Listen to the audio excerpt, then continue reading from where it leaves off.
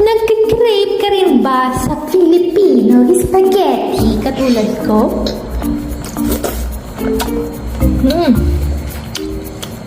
Masarap. Luto tayo ng mabilisang pasta. Spaghetti. Hello mga kape!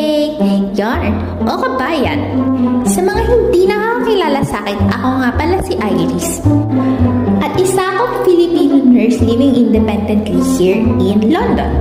At isa sa mga kalaban ng mga OFW ay ang homesick.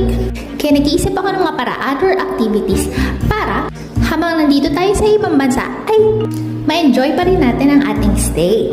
At yan mga i-share ko sa inyo. So let's go! So iluto muna natin yung pasta according sa cooking condition. Condition? Instruction pala. So ayan, ilulubog-lubog muna natin.